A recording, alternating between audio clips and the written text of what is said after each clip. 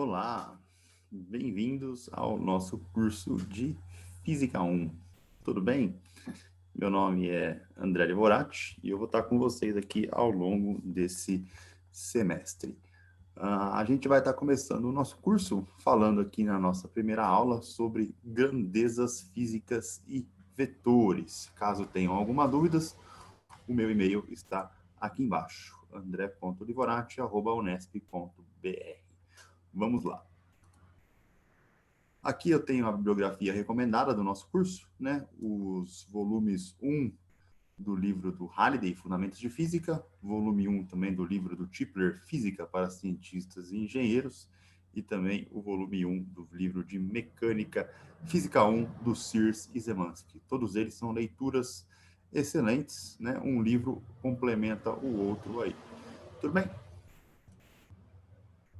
Vamos lá, começando então com grandezas físicas. O que é isso? Então, tudo o que eu posso estar fazendo uma medida em cima é chamado de grandeza física. Então, por exemplo, se eu pego algum tipo de instrumento e consigo ter algum tipo de leitura com esse instrumento, essa leitura, né, é chamada aí de grandeza física. Então, por exemplo, a gente tem temperatura, que eu posso estar medindo com um termômetro, comprimento, que pode estar sendo medido com uma régua, força, medido com um dinamômetro, balança, medida com a massa, né, medida com uma balança, tempo medido com relógio, energia, campo elétrico, campo magnético, são todos exemplos de grandezas físicas que podemos fazer medidas em cima e obter uma dada leitura. Essas grandezas físicas, elas são divididas em dois tipos. A grandeza escalar, que é aquela grandeza que apenas a intensidade da medida, ou seja, o valor numérico ou módulo da medida, é o suficiente para estar caracterizando. Então, só preciso saber da leitura realmente dela ali para estar definindo essa grandeza escalar. E a grandeza vetorial é a grandeza que precisa ter aí os três quesitos sendo satisfeitos para caracterizá-la por completo. Então, por exemplo, intensidade, que seria o valor numérico, direção vertical, horizontal ou projeção, se a gente tiver no espaço cartesiano tridimensional, e sentido positivo e negativo. Então, eu tenho que estar levando em conta esses três quesitos, né, para estar caracterizando uma grandeza vetorial por completo. Alguns exemplos, né, de grandezas escalares e grandezas vetoriais, já com a sua respectiva unidade no sistema internacional. Então, aqui, grandezas escalares, o tempo medido em segundos, massa medida em quilogramas, temperatura medida em Kelvin, potência medida em watts, energia em joules, tensão em volts, corrente elétrica medida em amperes, luminosidade medida em candelas, carga elétrica em coulomb, pressão em pascal, dentre várias outras aí que a gente tem que satisfazem aí as grandezas escalares. Já as grandezas vetoriais, dentre elas as principais aqui, né, algumas principais, comprimento, né, por que o comprimento ele é uma grandeza vetorial e não escalar? Então, por exemplo, se você pega uma régua, né, e mede, por exemplo, 10 centímetros. Esses 10 centímetros, que seria o comprimento basicamente desse papelzinho aqui, ó, né? 10 centímetros é diferente se você mede, por exemplo, da direita para a esquerda e da esquerda para a direita, né? Que aí é o sentido que está dizendo. Se eu meço esses 10 centímetros na horizontal, se eu meço esses 10 centímetros na vertical, se eu meço esses 10 centímetros ao longo da projeção aqui, são todos exemplos de direções diferentes. Então, a medida de comprimento, ela importa tanto no módulo, que seria os 10 centímetros, quanto na direção, que poderia ser horizontal, vertical ou na projeção, quanto no sentido positivo ou negativo, né? Que pode ser de cima para baixo, de baixo para cima, de trás para frente, frente para trás, esquerda, direita, esquerda. Então, o comprimento é caracterizado como sendo uma grandeza vetorial. Outros exemplos, que a gente vai estar abordando ao longo desse curso aqui também, velocidade medida em metros por segundo, aceleração, metros por segundo ao quadrado, força em newtons, campo magnético em Tesla, campo elétrico em newton por coulomb, momento linear, quilograma vezes metro por segundo, torque, newton vezes metro. Então, temos aqui alguns exemplos de grandezas vetoriais. Vamos dar sequência aqui. Então, caracterizando aqui a intensidade, o módulo ou o valor numérico, né? Então, as grandezas escalares, essa intensidade, módulo ou valor numérico está relacionado com a própria medida em si. Então, por exemplo, se eu meço um intervalo de tempo de 4 segundos, a intensidade é o 4. Se eu meço uma temperatura de 25 graus Celsius, a intensidade é o 25. Se eu meço uma massa de 78 quilogramas, a intensidade é o 78. Se eu estou com uma energia de 300 quilocalorias, a intensidade é o 300.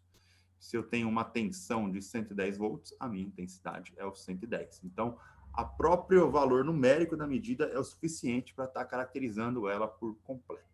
Já nas grandezas escalares, esse módulo ele vai estar relacionado com o tamanho do vetor. Geralmente a gente representa um vetor como sendo uma seta, uma flecha, né? Quanto maior essa seta, maior é o módulo, maior é a intensidade. Quanto menor a seta, menor o módulo, menor a intensidade. Então, nesses exemplos que eu tenho aqui, ó, então, por exemplo, nesse vetor onde eu estou circulando em preto, né? Ele é um vetor V, apontando para a direita horizontal, medindo aí 5 centímetros. Então, 5 centímetros estaria relacionado com o tamanho dessa seta. Esse vetor em vermelho que eu estou circulando agora, 7 centímetros, está apontando horizontal para a esquerda. 7 centímetros seria relacionado ao tamanho em si dessa seta. Para esse vetor que eu estou circulando em azul, né? Aqui, ó, na diagonal. Então, 2 centímetros está relacionado justamente com essa medida. Para esse vetor em amarelo, eu estou circulando aqui, né? Os 3 centímetros seriam a minha intensidade relacionada com o tamanho do vetor. Note que quanto menor a intensidade, menor é o tamanho da flecha. Quanto maior a intensidade, maior é o tamanho da flecha, como é o caso para esse vetor V de 10 centímetros, né? Bem grandão aqui, para estar representando uma intensidade alta. E esse vetorzinho V de 1 centímetro circulado em preto aqui agora, também bem pequenininho, representando uma intensidade bem pequena. Já para estar representando direção e sentido, para grandezas vetoriais, a gente utiliza o que a gente chamamos aí de base ortonormal para vetores, né? Então, basicamente, como é que funciona? A gente tem o nosso espaço tridimensional cartesiano, nas coordenadas x, y, z. Ao invés de eu sempre estar representando horizontal para a direita, horizontal para a esquerda, vertical para cima, vertical para baixo, eu relaciono isso a uma letra específica com cada eixo do nosso espaço cartesiano. Então, aqui eu tenho o espaço cartesiano, vocês podem estar vendo aqui, ó, estou circulando ele em preto, né, com os nossos 3 eixos característicos aí, x, y e z. E para cada um desses eixos, eu vou estar associando uma letra específica. Então, por exemplo, o eixo X eu associo com a letra I chapéu. Eixo Y eu associo com a letra J chapéu. E eixo C eu associo aí com a letra K chapéu. Então, eu uso essas bases I, J e K para estar representando direção e sentido na minha grandeza vetorial. Por exemplo, imagine aqui esse vetor em preto que eu estou circulando, V 5 centímetros, então o módulo dele é 5, a direção é horizontal e o sentido é positivo. Então, ao invés de eu estar falando isso, escrevendo toda hora, 5 centímetros horizontal, positivo, não, eu vou representar isso como sendo 5, que é o meu módulo, e o mais i, que está aqui, ó, ele representa justamente a direção horizontal positiva, né? Horizontal para a direita. Então, é uma notação enxuta que utilizamos aí para estar representando direção e sentido de vetores. Tudo bem? Ok. Se eu pegar, por exemplo, esse vetor V7, aqui, ó, ele está agora apontando no horizontal no sentido negativo de x. Então, eu represento o módulo dele como sendo 7. O menos faz alusão aí ao sentido para a esquerda, negativo, e o i está representando a direção horizontal. De maneira análoga, para esse vetor em verde aqui, ó, que eu estou circulando agora, ele está apontando para baixo, né? Então, se está apontando para baixo, está na direção vertical, que está relacionado com a letra J, e vertical para baixo é negativo. Então, o módulo vale 10, vertical negativo, menos J. Para esse outro vetorzinho em azul, a gente tem, então, ó, vertical para cima, positivo, a letra mais um J, aonde 1 é o módulo. Então, essa representação aí em I, J e K, K se ele estiver na projeção, né, frente, trás, trás, frente, no eixo que está saindo do plano da sua tela, então eu uso a letra K para representar o eixo Z.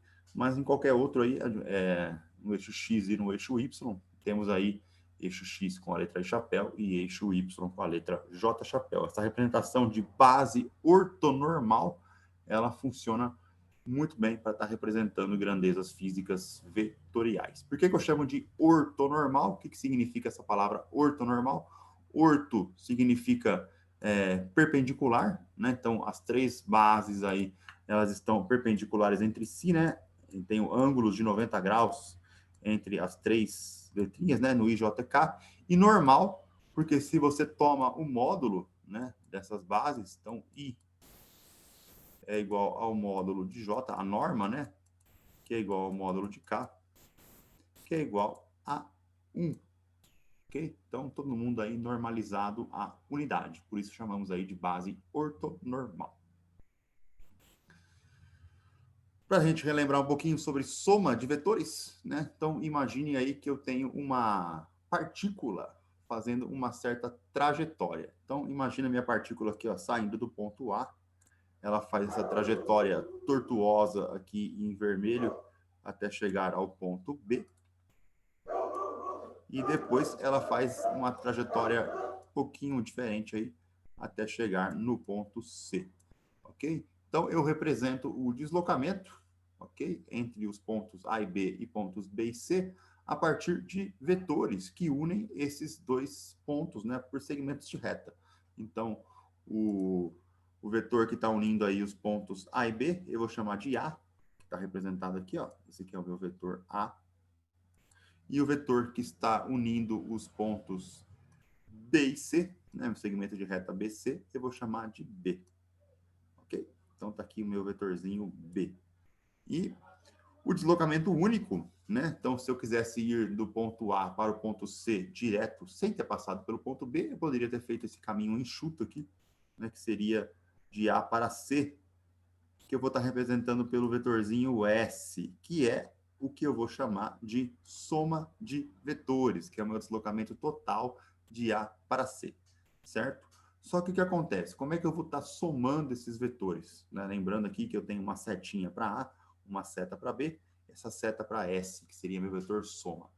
Para estar somando os vetores, eu preciso estar levando em consideração os quesitos que definem uma grandeza vetorial, como, por exemplo, módulo, intensidade, módulo, direção e sentido.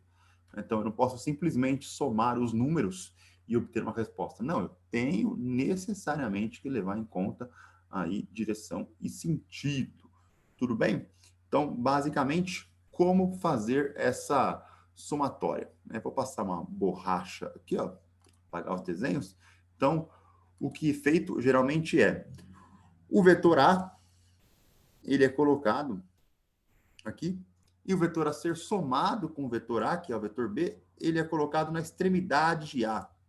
Então, a extremidade inferior do vetor B é grudado aí com a extremidade final do vetor A, né? Numa técnica que a gente costuma chamar de pontinha no rabinho, né? Às vezes o pessoal costuma lembrar disso do cursinho, do ensino médio.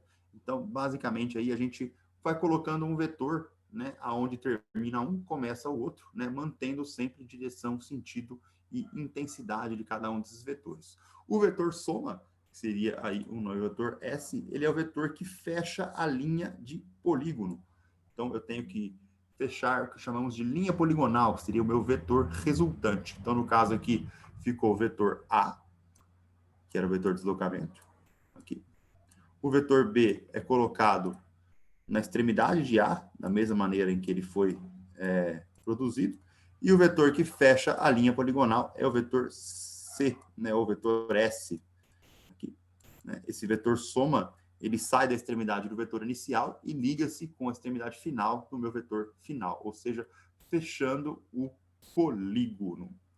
Para a gente ter uma ideia de como isso funciona, quais são as propriedades aí envolvidas nessa soma algébrica de vetores, Primeira propriedade é que não importa a ordem, né? Então, se eu somo A com B ou B com A, né, dá no mesmo. Então, nesse quadradinho aqui que eu estou circulando em preto, né, eu tenho aí a ordem invertida na soma de vetores. Então, está aqui o meu início.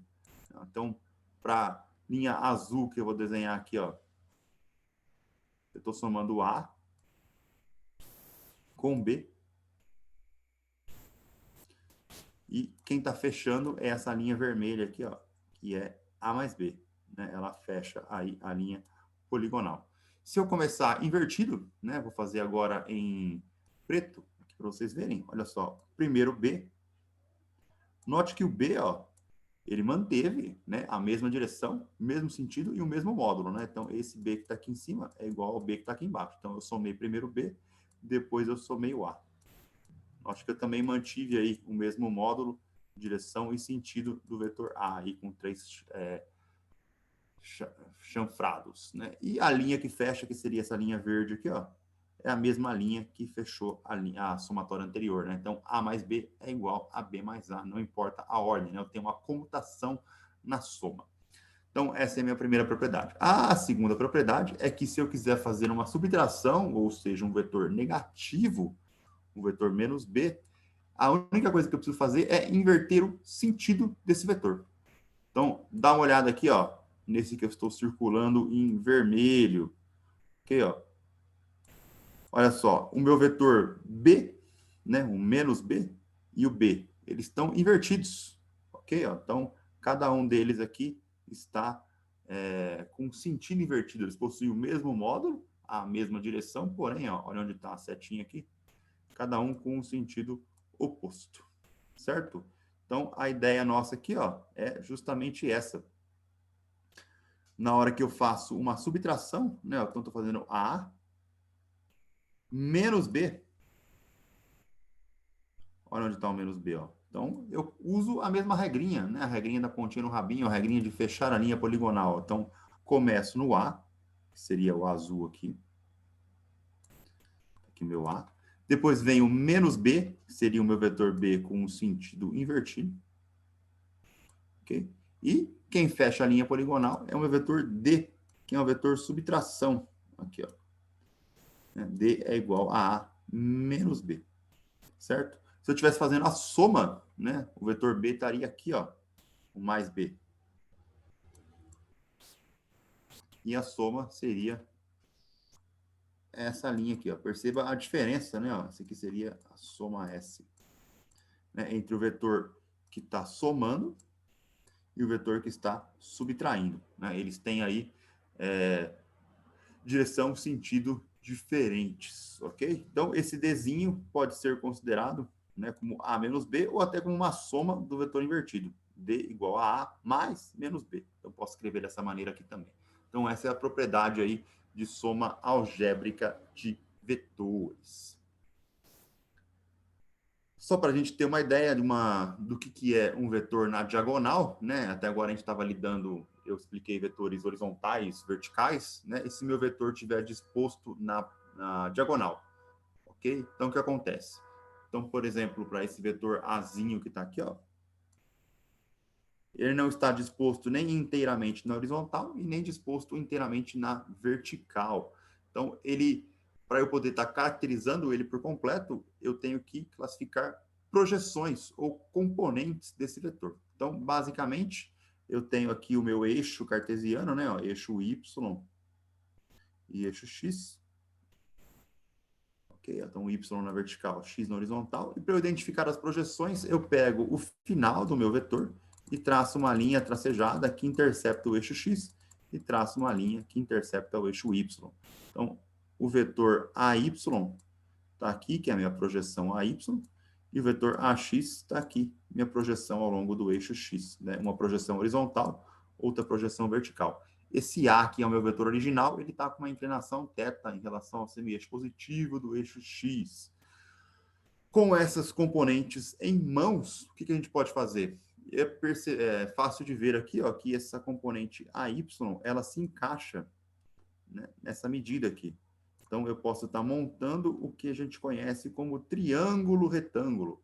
né? Então, olha só, esse triângulo retângulo é mostrado aqui na parte de baixo, né? Então, AX, AY e A, né, eles fecham ali uma linha poligonal. Isso significa que eu posso estar representando o meu vetor A como sendo uma soma de componentes, né? Então, olha só, AX, pontinha no rabinho, AY, né? Quem é que está fechando a linha poligonal? É o meu vetor A. Eu posso representar esse cara aqui, ó, como sendo uma soma. A é igual a AX mais AY. Ok? Então, essa é uma representação de somatória das componentes, porém, quem é cada uma dessas componentes? Né? Como é que eu classifico aí essas componentes? Então, a gente vai estar usando relações conhecidas da trigonometria, que envolvem senos e cossenos. Então, eu vou pegar esse ângulo θ que está aqui, ó, cateto oposto ao ângulo θ. É o seno dele, né? Então, relacionado com o seno do ângulo. Então, seno de θ é cateto oposto a y sobre a hipotenusa A. Quando eu reorganizo os termos aqui, né? Então, ele fica AY a seno de θ. Se eu aplico a relação de cosseno agora, então, cosseno de θ, ele é cateto adjacente, né? Então, é o AX, cateto adjacente, sobre o A. Quando eu reorganizo a expressão, AX fica A cosseno de θ. Então, eu tenho agora o valor numérico, né? Ou seja, a intensidade de cada uma das componentes. AX, A cosseno θ, AY, A seno de θ. Eu posso, então, representar esse vetor da seguinte maneira, né? Meu vetor A é a componente AX e chapéu, porque ela está aí ao longo do eixo X, mais AY, J chapéu. Se eu abrir cada uma das componentes, né? O meu AX é A cosseno θ e chapéu, e o meu AY é A seno θ, J chapéu. Então, essa é a maneira de estar representando cada uma das componentes desse vetor A que está na diagonal. Além disso, né, a gente pode representar também como sendo a soma dos vetores, né, AX mais AY. Note que aqui, ó, nesses dois casos, eu não estou colocando setinhas em cima dos vetores, né, nem aqui e nem aqui. Por que eu não coloco setinhas em cima dos vetores? Porque eu já estou representando ele como direção e sentido, né, com a componente izinha chapéu e o módulo dele. Aqui eu coloquei, né, porque aqui eu ainda não designei quem era a y e quem era a x. Então, eu posso escrever nessa notação com as flechinhas, né, ax mais a y, flechinha, flechinha, ou sem as flechinhas, mas colocando aí a base característica correspondente em que esse vetor está decomposto. Tudo bem? Vamos fazer um exemplo aqui para fixar isso. Então, imagina que eu tenho aqui esse vetor V em preto, ok? Que está com um ângulo de 30 graus em relação ao eixo, semi-eixo x positivo. E esse vetor V, ele é decomposto em Vx e Vy aqui, certo? Então, o meu V, ele pode ser escrito como Vx e chapéu, mais Vy, J, chapéu. Além disso, eu já dei para vocês aqui o módulo desse vetor V, que é 5, ok? Então, o meu Vx, de acordo com a projeção, de acordo com o nosso triângulo retângulo, que eu posso estar desenhando aqui. Então, aqui, esse aqui é o meu vetor V, Vx e Vy. Então, nosso ângulo reto aqui, 30 graus. Aplicando as relações de seno e cosseno, eu encontro que Vx é V cosseno 30, que é minha projeção no eixo X, e Vy é V seno de 30, projeção no eixo Y. Substituindo os valores, né? Então, meu Vzinho é o módulo, que está valendo 5 aqui. Cosseno de 30, conhecido na calculadora, 0,866. Então, meu Vx está valendo 4,33. Já para o Vy agora, módulo de V, meus 5 metros.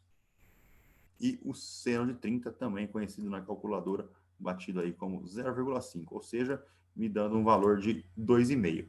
Nesse caso, então, eu represento esse vetor V como sendo 4,33i mais 2,5j, que é justamente o cálculo, né, dos módulos aí de cada um desses vetores, das componentes Vx e Vy. Note que a letrinha I e J, ela não mudou, né, ela continua associando aí a direção e sentido de cada uma das projeções. Se você quiser tirar a contraprova, né, desse valor aqui, então, basicamente, eu estou fazendo aí o inverso, né, que é calcular a norma do vetor, usando aí o teorema de Pitágoras. Então, o módulo do vetor V é raiz quadrada da soma de cada componente ao quadrado.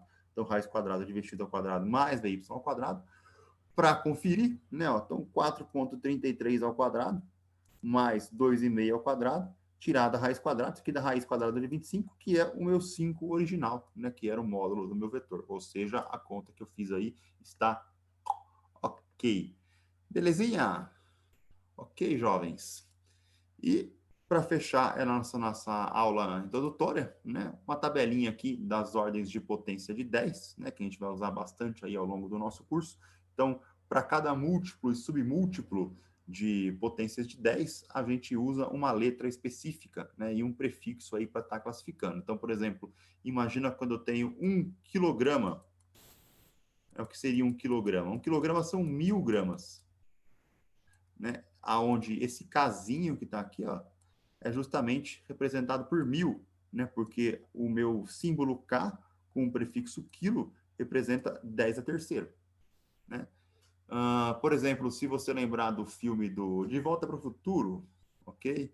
De Volta para o Futuro 1, o pessoal precisava, né? O Dr. Emmett Brown e o Michael J. Fox, eles precisavam de cerca de 4,2 gigawatts de potência para levar o DeLorean de volta para o futuro, né, no passado. Só que eles não tinham lá o senhor fusão na época, né? Então, o que significa um gigawatt, né? Então, esse G que está aqui, ó, está relacionado com a minha potência de 10 a nona, né? São 1 bilhão de watts, ok? Então, gigawatt são 1 bilhão de watts. Então, esse Gzinho aqui está fazendo o papel de enxugar a notação de um monte de zeros ali que eu teria que estar escrevendo se eu fosse escrever o numeral por completo.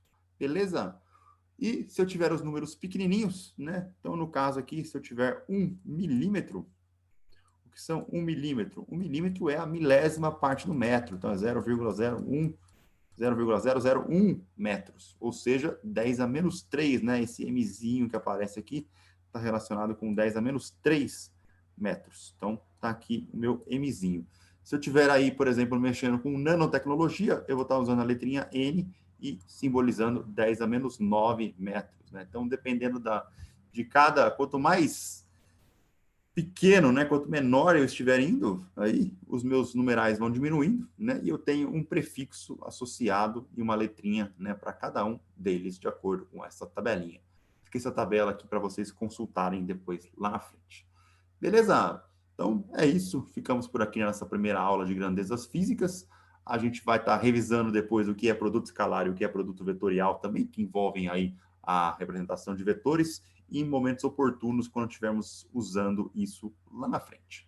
Beleza? É isso aí, galera. Um abraço, tudo de bom e até a nossa próxima aula. Valeu!